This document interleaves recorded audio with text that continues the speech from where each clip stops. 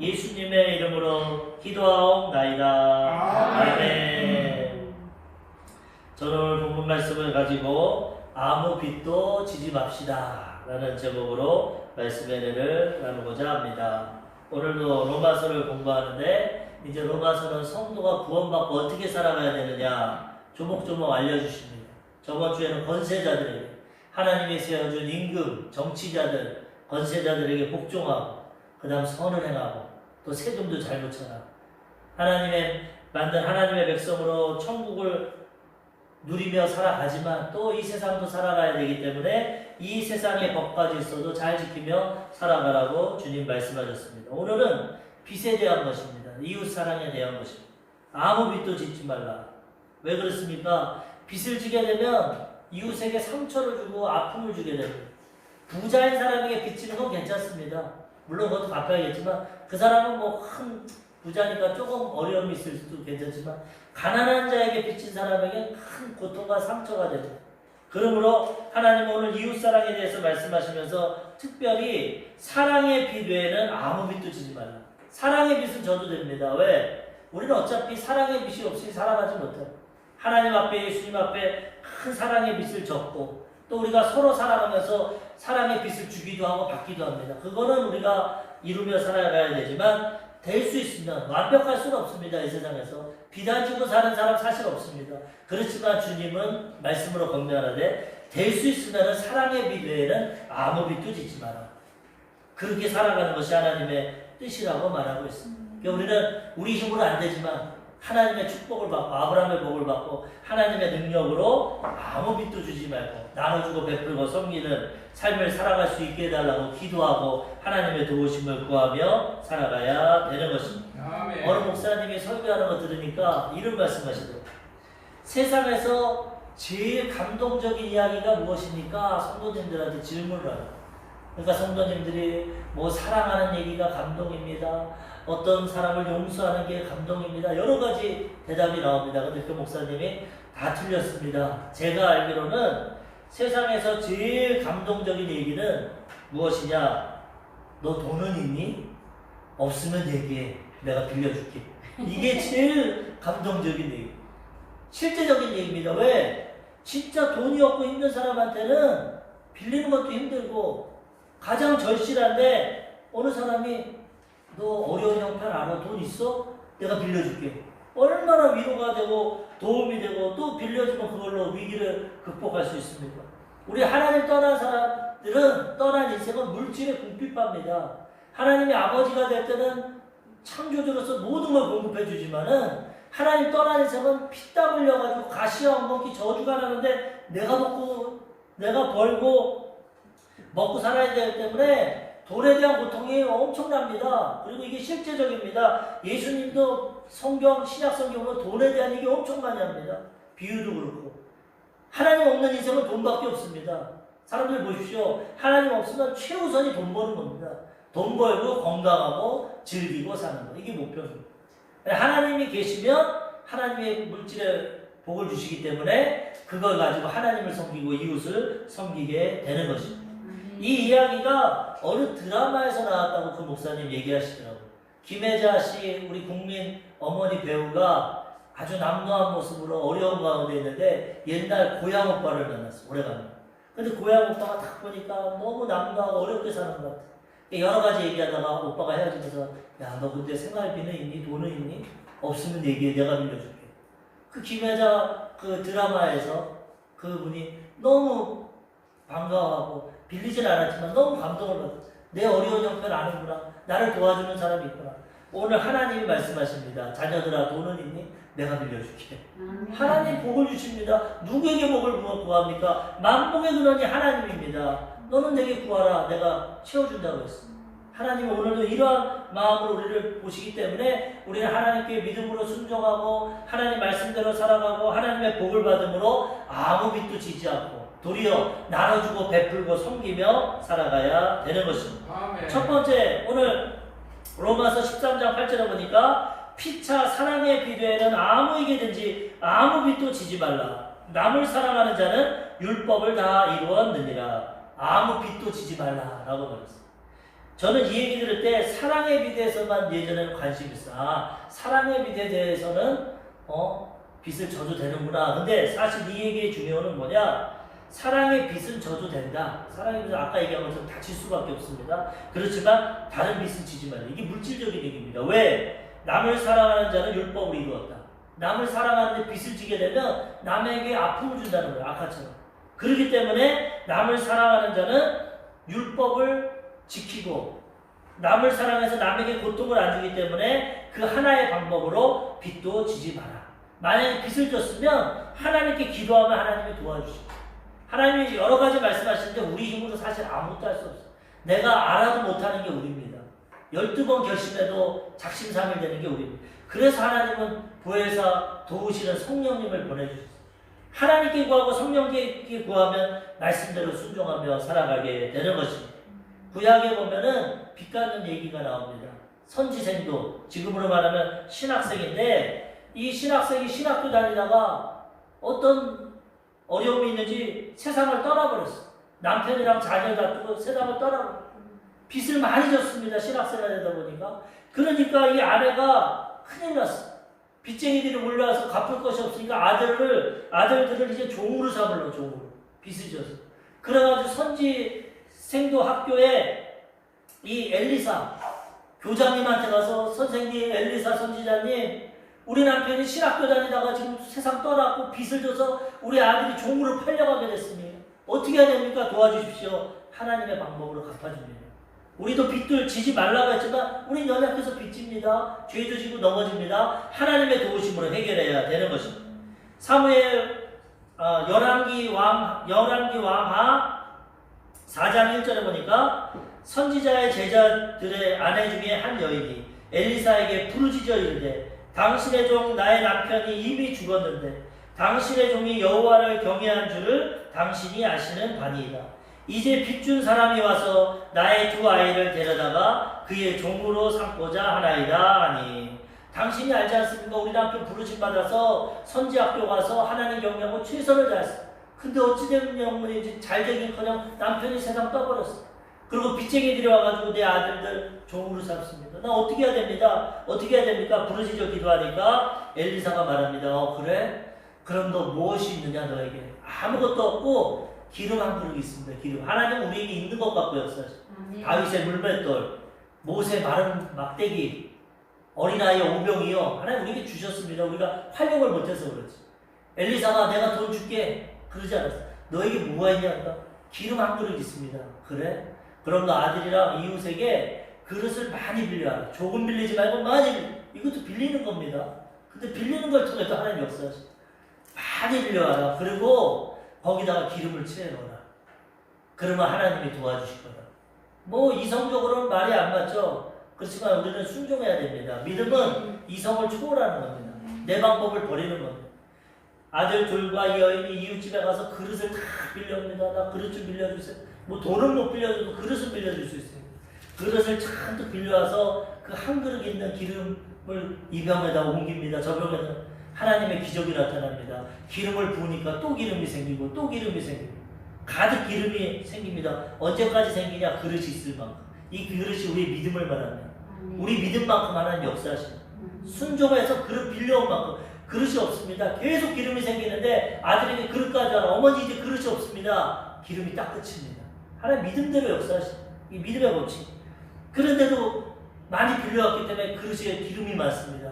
엘리사 선지자가 말합니다. 열왕기하 4장 7절 그 여인이 하나님 사람에게 나아가서 말하니 그가 이르되 너는 가서 기름을 팔아 빚을 갚고 남은 것으로 너와 내 두 아들이 생활하라 하였더라. 선지자님 이렇게 기적이 일어났습니다. 그래? 기름 팔아서 빚 갚고 생활해라. 얼마나 그 기름을 많이 주셨으면 빚진 거 다 갚고 생활비까지 주셨어요. 우리는 연약하지만 하나님께 구하고 간구하면 하나님의 방법으로 빚도 갚게 해주신다. 모든 문제 해결은 하나님 앞에 있어. 내가 못하니까. 하나님께 구하면 우리는 꾸지 않고 꾸어주는 삶을 살아가게 되는 것입니다. 아까 전사님 기도했지만은 신명기 28장 말씀대로 순종하며 하나님이 꾸어줄지라도 꾸임을 받지 않는다.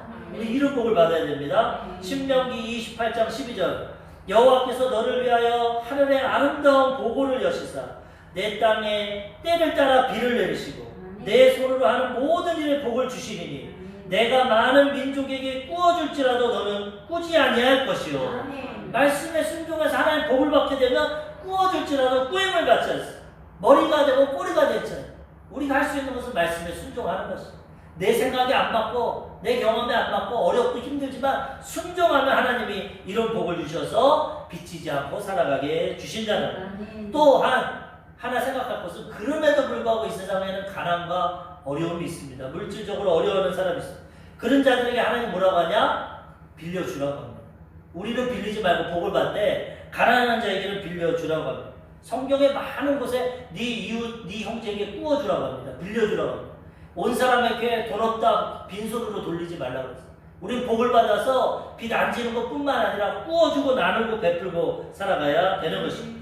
신명기 15장 8절 반드시 내 손을 그에게 펴서 그에게 필요한 대로 쓸 것을 넉넉히 꾸어주라. 이웃이나 형제나 어려우면 너는 없다고 하지 말고 손을 펴서 넉넉히 꾸어주라는 거예요. 나눠주는 거 하나님 원하십니다.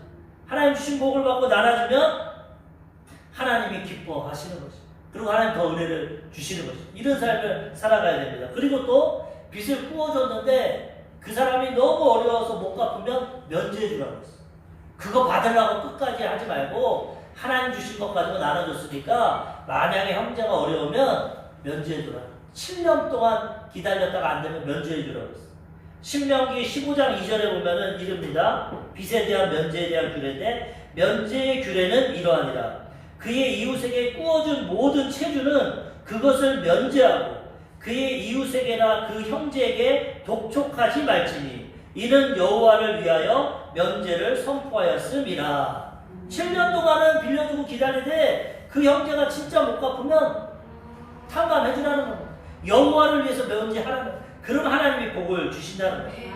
신명기 15장 3절 이방인에게는 내가 독촉하려니와 내 형제에게 꾸어준 것은 내 손에서 면제하라. 하나님 안 믿고 안 섬기는 구약시대는 그게 분명합니다. 하나님의 백성 이방인들에게는 돈 받아도 된다. 받아라. 그렇지만 네 형제는 하나님의 백성이니까 꾸어준 것은 내 손에서 면제해줘라. 7년마다 이 종도 풀어줘야 됩니다. 이스라엘 백성들이 잘못 살아가지고 빚을 지고 종이 됩니다. 이 당시에 노예제도가 있었고요. 그래도 7년 되면 풀어줘야 됩니다. 같은 백성. 이게 하나님의 법칙입니다.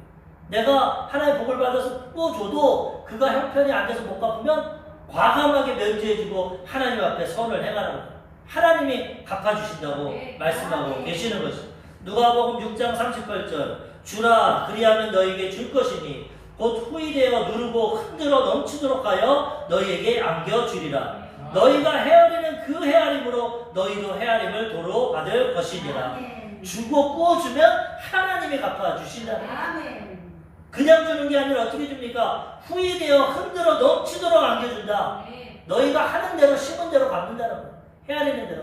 그러니까 될 수 있는 한 많이 꾸어주고 베푸는 게 좋습니다. 그럼 하나님은 후이되어 흔들어 넘치도록 복을 주시는 거예요. 나눠주고 베푸는 사람은 더 복을 받습니다. 지금 전 세계적으로 세계 부자 1등이 빌 게이츠입니다. 근데 그 사람이 구제하고 그 사람이 기부하는 게 1등입니다. 가장 많이 구제하고 섬기니까 가장 복을 받는 것입니다. 2등인 워렌 버핏이라는 사람도 똑같습니다. 얼마나 나눠주고 구제하는지 몰라요. 하나님의 법칙은 나눠주고 베풀 때 복을 받는 것입니다. 인색하고 어렵고 힘든 거 남의 거 빼앗고 이거 기뻐하는 거예요.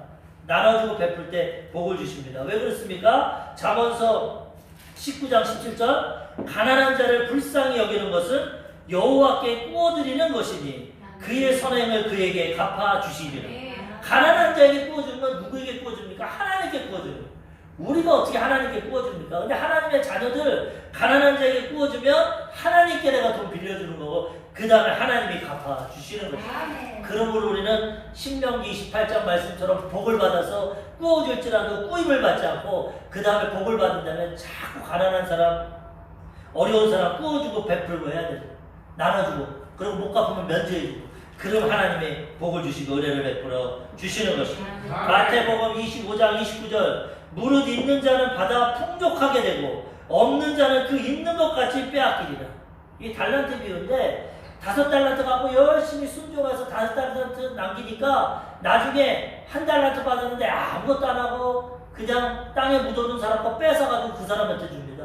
다른 사람들이 볼 때 주인이요, 저 사람은 10달란트나 있는데 왜 줍니까? 하나님의 법칙은 뭐냐? 있는 자는 더 있게 된다. 없는 자는 있는 것도 뺏긴다. 뭡니까? 있을 때 순종하고 나눠주고 베풀어야 된다. 그럼 더 복을 주지만 인색하고 나눠주지 않고 아끼면 있는 것도 뺏기는 거예요. 하나의 법칙은.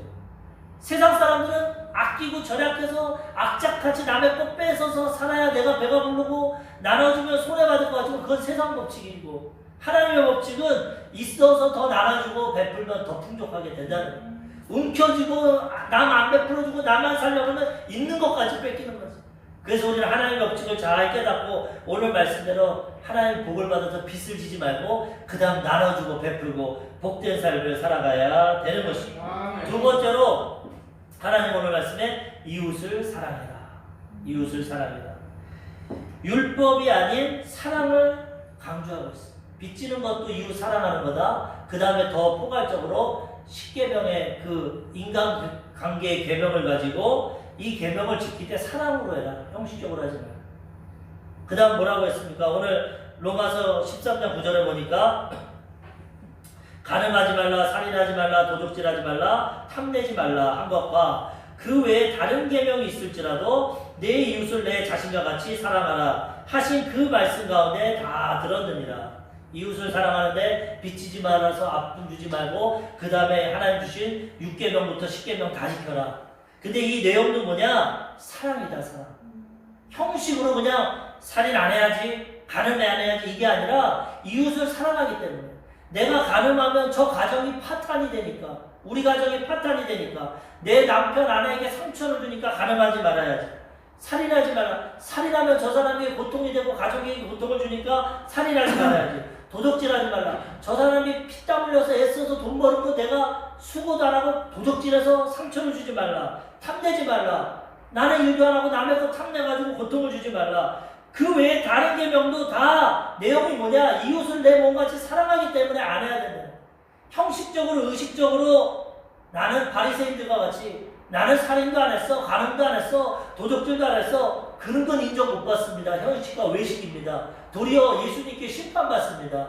그게 아니라 사랑을 가지고 내가 이렇게 하면 저 사람은 상처받을 텐데, 내가 이렇게 하면 저 사람 아플 텐데, 사랑의 마음으로 행할 때 하나님이 인정해 준다는 것입니다. 사랑이 없이는 몸을 불살라줘도 아무것도 아니라서 하나님 그거 기뻐하죠.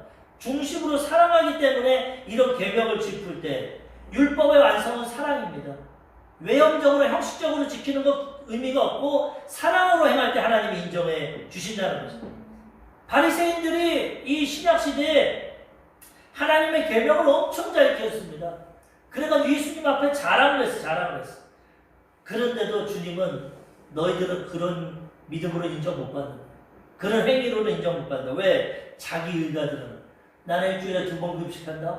나는 저 세리와 창기와 같지 않다. 난 11조 채소까지도 다 낸다. 난 하루에 3번 기도한다. 난 구제하고 나팔린다. 형식적으로는 다 하지만 마음에는 악독이 가득해. 날 봐라, 너 같은 죄인이랑 난 틀리다. 나는 의인이다. 난 존경받는다. 하나님께서 그거는 기뻐하지 않습니다. 마태복음 23장 23절을 보니까 도리어 화가 있다고 했어요. 화 있을진저 외식하는 서기관들과 바리새인들이여, 너희가 박하와 회양과 근치의 11조는 드리되 율법에 더 중한 바 정의와 긍휼과 믿음은 버렸도다. 그러나 이것도 행하고 저것도 버리지 말아야 할지니라.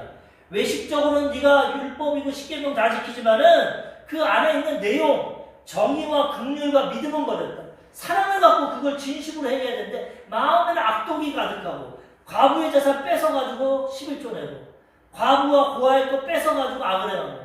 예수님 뭐라고 했습니까? 너희 바리새인은 과부의 재산을 삼킨다고 했어요. 겉으로는 구제하고 나팔 불고 선한 것 같이 하고 11조 내고 금식하는 것 같지만 마음엔 악독이 가득해가지고 뒤에서는 악한 일을 행하고 죄를 범한다는 거예요. 하나님이 그건 인정하지 못하고 이 독사의 자식들아 심판이 임한다고 하나님이 징계하셨어요. 그런 것은 하나님 기뻐하지 않습니다. 마태복음 23장 25절에서 26절 화 있을진저 외식하는 서기관들과 바리새인들이여 잔과 대접의 겉은 깨끗하되 그 안에는 탐욕과 방탕으로 가득하게 하는도다. 눈먼 바리새인들이여 너는 먼저 안을 깨끗이 하라. 그리하면 겉도 깨끗하리라. 겉으로는 종교 지도자다, 제사장이다, 옷을 입고 뭐 구제하고 잘하다, 속은 그냥 악독이 가득하다. 하나님께서, 예수님께서 그 기뻐하라. 네 안에를 씻으라 그럽니다. 겉은 번쩍하지만 안에는 더럽다고 합니다. 탐욕과 방탕으로 가득한다. 안을 깨끗이 하라. 그럼 겉도 깨끗하다. 하나님은 사랑으로 채워서 그 사랑으로 실천할 때 인정해 주신다는 거예요. 그래서 형식적으로 신앙생활만 하고 교회만 왔다 갔다 하는 게 아니라 내가 내일 직장에 가서 사업장에 가서 정말 이웃을 사랑하고 이렇게 행하는 거, 믿음으로 사랑으로 행할 때 하나님이 그거 인정해 주신다는 거예요. 교회나 목사다, 장로다, 뭐 권사다 이게 중요한 것이 아니고 주일 예배 드리고 11조하고 금식했다 이게 중요한 것이 아니고 이것도 행해야 되지만 더 중요한 중심으로 이웃을 사랑해서 선을 행하고 이웃을 사랑할 때 하나님이 기뻐하신다는 것이죠. 그 비유를 또 누구를 드냐? 선한 사마리아. 바리새인은 겉으로는 잘됐지만 이거 가짜다. 그렇게 하지 마라. 도리어 선한 사마리아. 사마리아인은 그 당시 개같이 여겼습니다. 타민족과 혼혈민족에 대해서 유대인들이 상종도 안 했어요. 근데 예수님은 도리어 그들을 인정합니다. 형식은 그렇고 혈통은 그래도 그가 진심으로 사랑해서 이웃을 사랑할 때 하나님 그런 자를 기뻐하십니다. 세리와 창기가 죄를 짓지만 자기 죄를 깨닫고 회개하고 나갈 때 하나님 그들의 기도를 받아 주신다고 말씀하셨어요. 이 바리새인이 자기 의를 드러내려고 선생님 과연 우리 이웃이 누굽니까?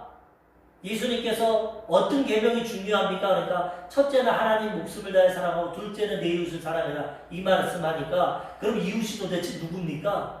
예수님이 말합니다. 한 예화를 들면서 누가복음 10장 33절 어떤 사마리아 사람은 여행하는 중 거기 이르러 그를 보고 불쌍히 여겨 가까이 가서 기름과 포도주를 그 상처에 붓고 싸매고 자기 짐승에 태워 주막으로 데리고 가서 돌보아 주니라. 한 사람이 여리고에가다 강도를 만났는데 제사장, 그 당시 가장 신앙이 좋다는 제사장이 가다가 그 사람 보고 피해갑니다. 아, 난 제사 지내야 돼. 부정한 시체 같은 거 저런 거 만지면 안 돼. 난 하나님만 경외해야 돼. 가버렸어. 제사장 밑에서 성전 돌보는 레인이 가다가 그걸 봤어. 아, 나는 성전 청소해야 돼. 저런 시체 같은 거 저런 사람 만지면 안 돼. 그리고 저 사람은 분명히 죄를 져서 심판받은 거야. 나랑은 상관없어. 떠나가 버렸어. 그런 사람들은 하나님의 이 율법과 사랑을 실천 못한다. 겉으로 예배를 드리고 아무리 제사장 역할하고 레인 역할하고 직분자 역할해도 아무 하나님 앞에 상급이 없어. 하나님 기뻐 안 합니다. 도리어 손가락질 당하고 외면당하는 혈통이 안 좋은 사마리아인은 그를 불쌍히 여겼어. 자기가 가진 기름을 붓고 싸매고 짐승에 태워서 주막에다 넣고 돈을 줬어. 이 사람 치료해 주세요. 내가 돌아오다가 다 갚겠습니다. 예수님이 이 비유를 말합니다. 내가 원하는 것은 너희들처럼 종교 지도자 겉으로만 신앙생활하는 것, 율법 지키는 거 그거 원하지 않아. 진심으로 사랑으로 이웃을 사랑하고 실천하는 거 원한다. 이웃이 바로 이런 사람이 진정한 이웃이다. 누가복음 10장 37절 이르되 자비를 베푼 자니이다. 예수께서 이르시되 가서 너도 이와 같이 하라 하십니다. 이 세 사람 중에 누가 진짜 이웃이냐? 네가 보니까 양심이 있으니까 제사장도 잘못했습니다. 레위인도 잘못했. 비록 우리가 인정 안 하지만 사마리아인이 이웃입니다. 그래, 그렇지. 네가 봐도 너도 이렇게 가. 오늘 주님이 말씀하십니다. 겉으로만 신앙생활하고 종교생활하지 말고 내 마음을 깨끗게 하고 마음을 살피고 마음에서 선을 내고 이웃을 사랑하고 실천하라는 거죠. 그럴 때 하나님이 기뻐하시고 하나님의 자녀답게 우리는 빛과 소금의 역할을 하며 살아가게 되는 것입니다. 마지막 세 번째로 악을 행하지 말라. 악을 행하지 말라. 전 시간에는 선을 행하라 했는데 이제는 악을 행하지 말라. 우리는 하나님의 자녀이기 때문에 선을 행해야 되고 마귀가 행하는 악은 미워하고 모양도 버리고 입술로 부르지도 말고 악을 행하지 말아야 되는 것입니다. 로마서 10장 30절 사랑은 이웃에게 악을 행하지 아니하나니 그러므로 사랑은 율법의 완성이니라. 선을 행하되 악을 행하지 말라. 악을 행해서 아까처럼 살인하고 간음하고 도적질하고 여러 가지 형태로 악을 행해서 아픔 주지 말고 사랑을 행하라. 그럼 율법 다 지킨 거다. 겉으로 율법 지키는 게 아니라 사랑을 행하면 벌써 율법이 완성되었다. 예수님이 이 율법을 완성해서 십자가에서 남들 죄인을 비판하고 판단한 게 아니라 도리어 죄를 짊어지고 십자가의 죽음으로 사랑으로 완성했다. 너희도 그렇게 사랑하고 악을 행하지 말라는 것입니다.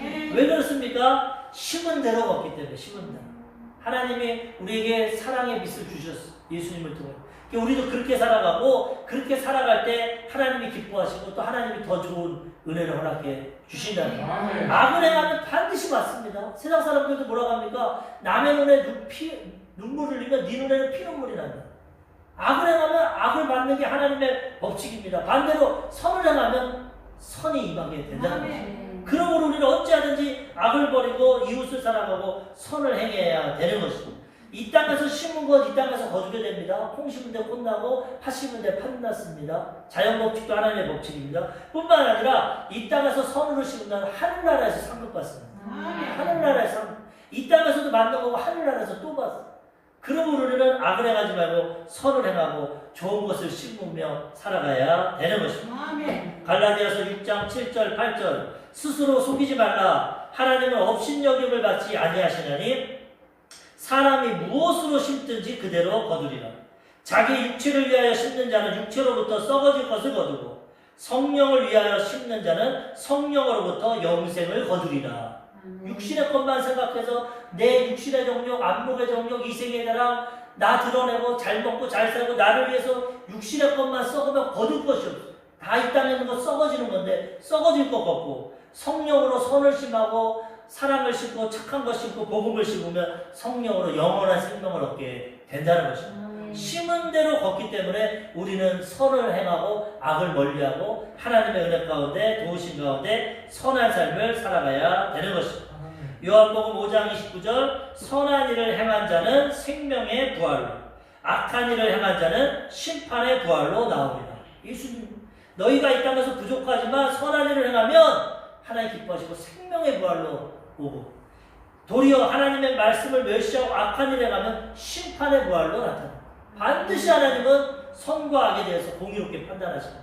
그래서 우리는 이웃을 사랑하되 사랑을 통해서 율법을 완성하되 악을 행하지 말아야 됩니다. 어떤 일을 행할 때 이것을 통해서 이 말을 통해서 행동을 통해서 저 사람에게 아픔과 상처가 되면 안 해야 됩니다. 그게 악입니다. 남을 아프게 하고 상처 주는 게.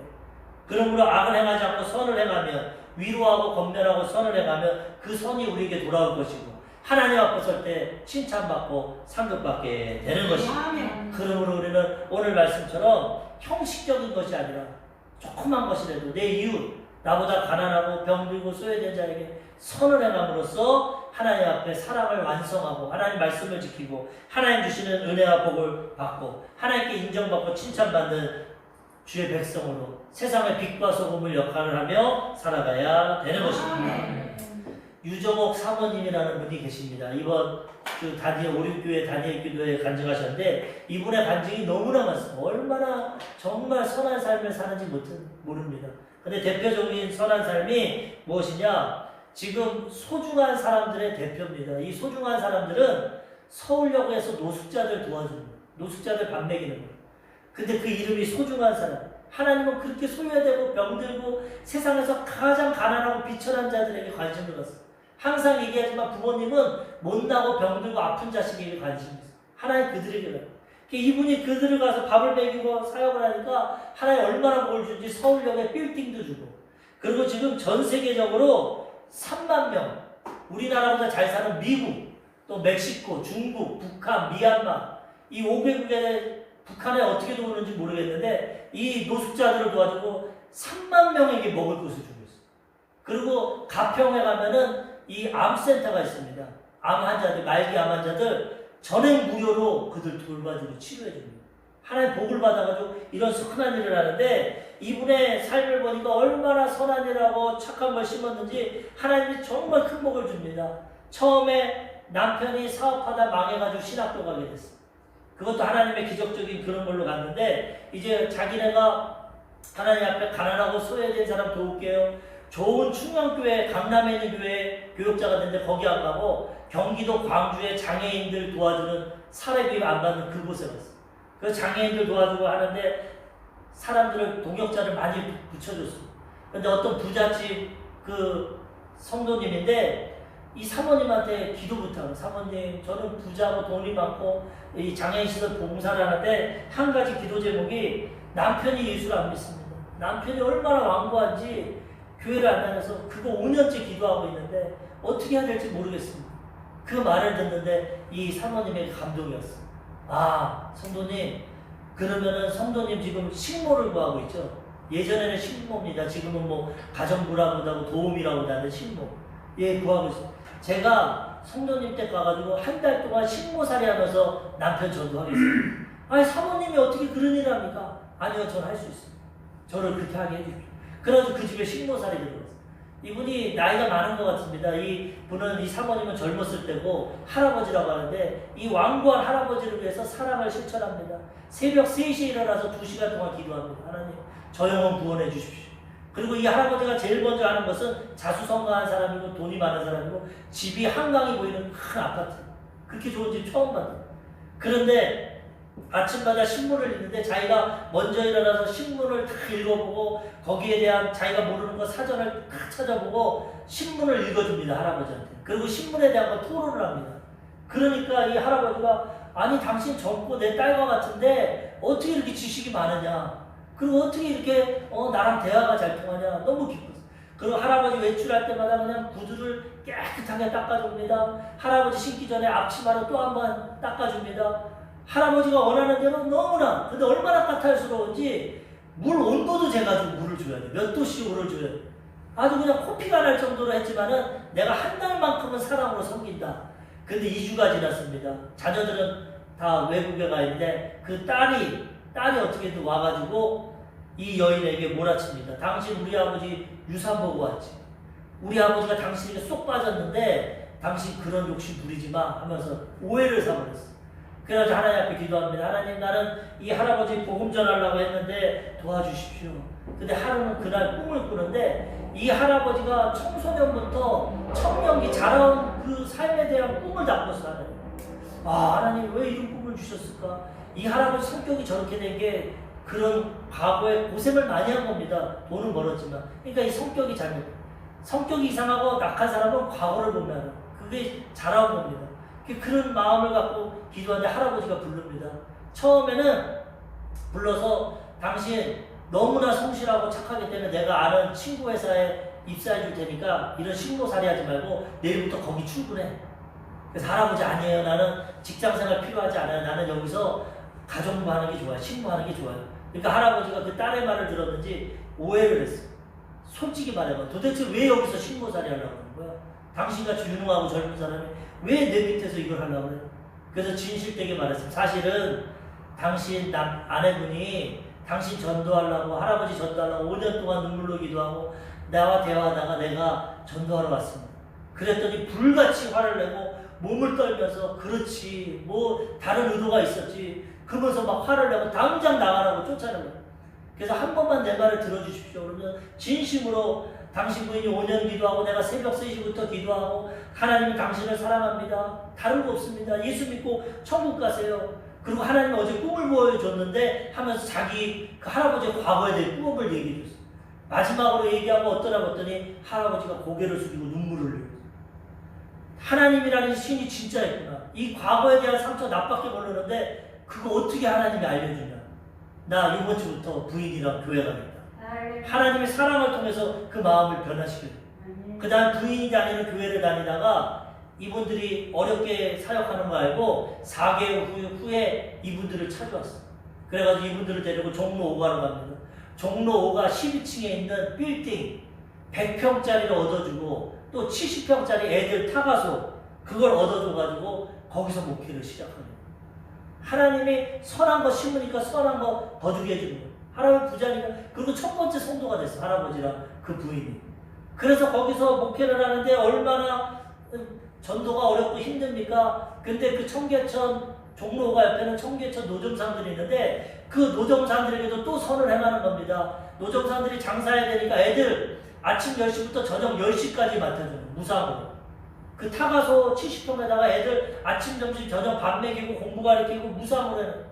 그러다 보니까 전도가 되고 서울시에서 착한 시민상을 받게 되고 19평짜리 임대아파트 살았는데 하나님이 복을 주셔가지고 또 자녀 2명을 입양까지 했어. 자식이 4명. 하나님이 서울시에서 주는 임대 아파트도 주고 하나님 다 책임져 주셨다는 거예요.